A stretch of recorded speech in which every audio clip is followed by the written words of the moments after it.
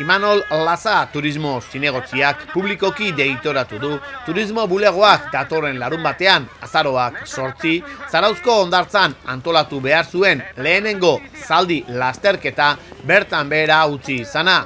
Beharrezko baimena ukatu baitio alkatetzak, indarrean dagoen hondartzaren erabilpen ordenantza arautzailea betetzen ez duela argudiatuta. Gaia joan den asteazkeneko osoko bilkuran eztabaidatu zen, eta Imanol Lazak adierazitakoaren arabera, aipatutako arauen irakurketa guztiz interesatua eta alderdikoa eginda, lasterketa galarazteko asmoarekin. Alejandro Vázquez zinegotziak turismo bulegoaren eta bere arduradunen aktuazioekiko erakusten ari den obsesioaren azken atala omen da.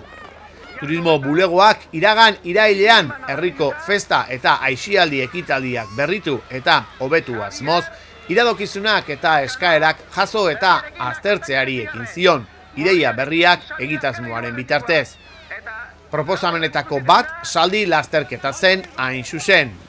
Hasieratik oso interesgarria iruditu zitzaien, herritarrentzat aisialdi eta erakargarritasun elementu garrantzitsua bihur zitekeelakoan, eta hondartzak duen tiroiari beste erabilpen bat emateko modu polita izango zelakoan. Lasterketa antolatzeari ekin zioten, halako lanetan eskarmentua duten zarauztarrekin batera. Zinegotziak azaldutakoaren arabera, 18 zaldiren parte hartzea, sariak ordaintzeko enpresa laguntzaileak, garbiketa zerbitzu osoa eta kostaldeko autoritatearen oniritzia hitzartuta zeukaten. Lazaren arabera, astelenean urriaren 13 pertsonalki jakinarazi zioten alkatetzak eman beharreko baimena ukatzen ziotela, aitzakia giza jarrita hondartzaren erabilpen ordenantza arautzailea.